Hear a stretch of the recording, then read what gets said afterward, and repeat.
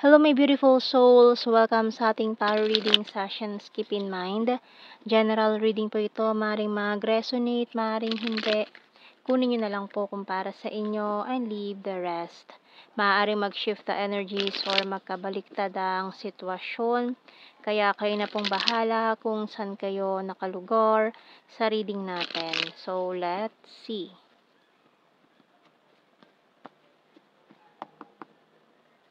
So we have here the Three of Wands and the Chariot card.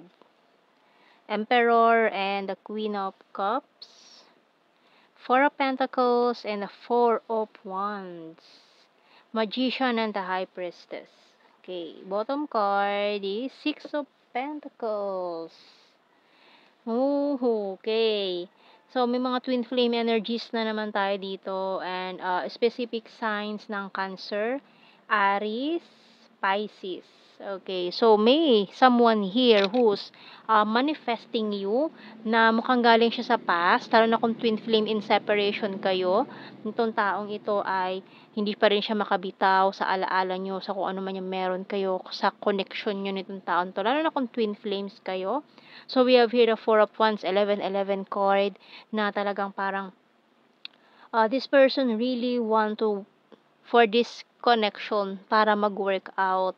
No, kumbaga, nagre-research siya ng mga bagay or kung na-realize niya na twin flame kanya, nagkaroon na siya ng spiritual awakening. So, this person, nagre-research siya online, sa Google, mga twin flames, mga ganyan. So, parang naniniwala na siya sa ganun, na feeling niya talaga twin flame kayo. Kaya siguro ganun na lang ka-intense yung energy, yung feelings niya, or yung feelings nyo sa isa't isa.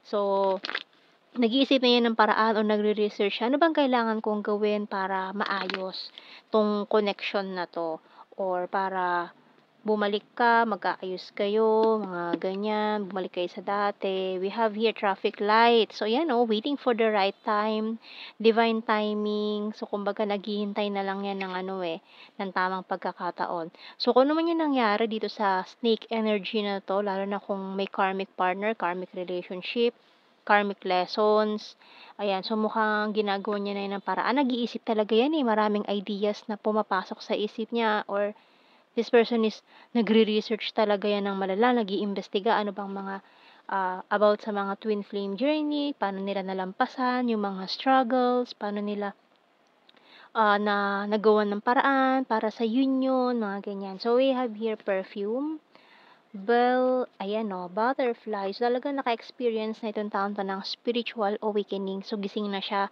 Hindi na siya yung tutulog-tulog dyan sa pansitan na pag-iwanan na, ganyan. So, gumagawa na siya ng way, ng move.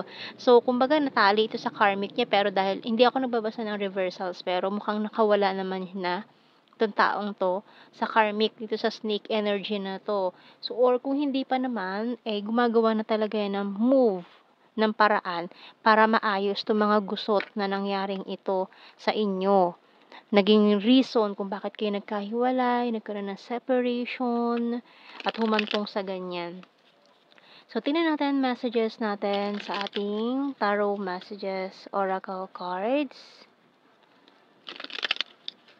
Kasi alam niya ramdam niya na hindi lang ito ang lifetime na nagkasama kayo. So, tingnan natin sa ating mga tarot messages. We have here, powerful and discipline.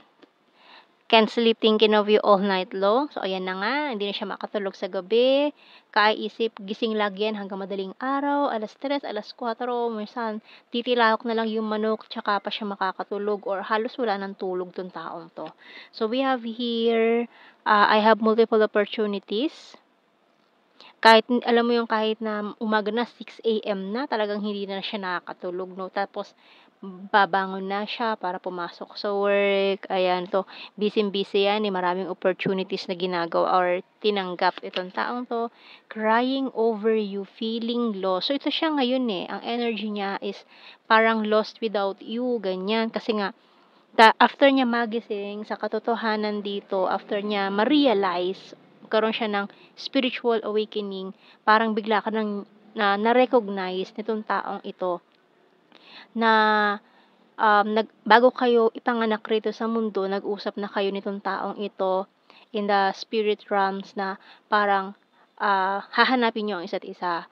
So, ngayon nung ano kasi siyempre ipinanganak kayo na hindi niyo kilala ang isa't isa, pero nung unang beses pa lang na nagkita kayo, nagkakilala kayo nitong taong 'to, iba na agad yoong attraction na naramdaman niyo sa isa't isa. Parang na-drawn agad kayo sa isa't isa na parang, "Teka, may something yung taong yun na parang I want more." Parang gusto ko pa siyang makilala ng lubusan. So, gano'n, do'n nag-start 'yun.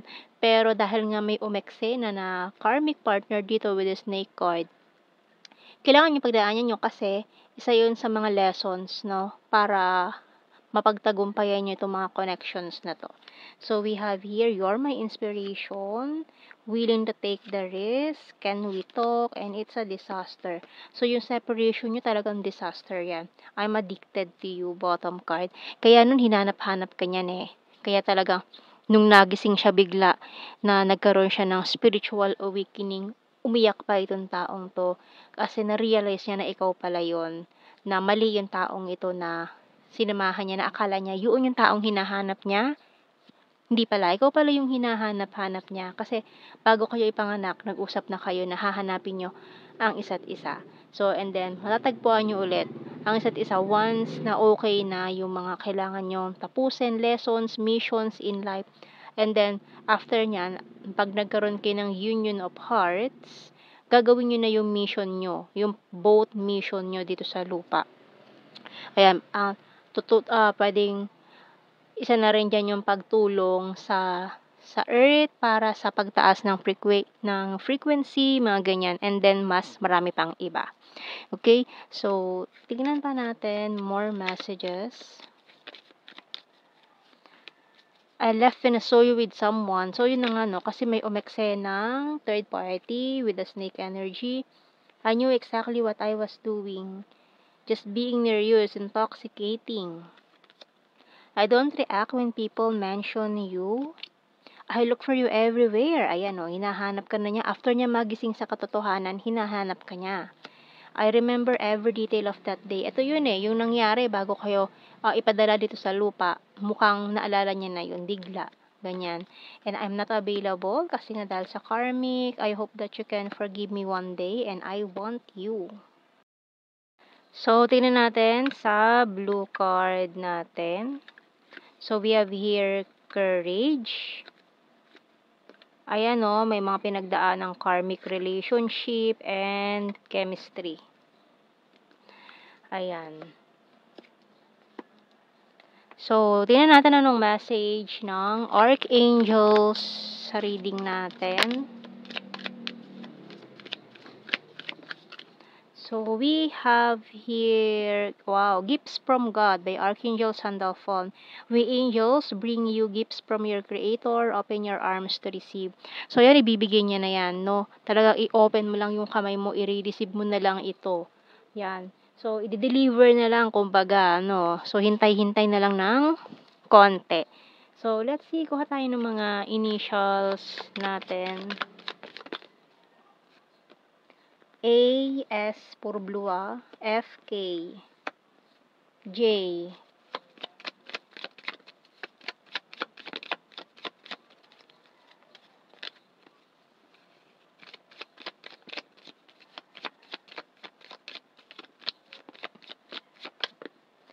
okay, Y, Z, U, E, V, and R. So, yung bottom card, letter M. So, tingnan natin sa ating general signs and the messages.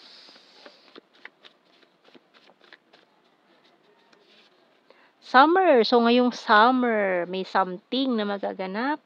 We have here Libra, Mindanao, Leo sign, fantastic friend, December, flower, gorgeous.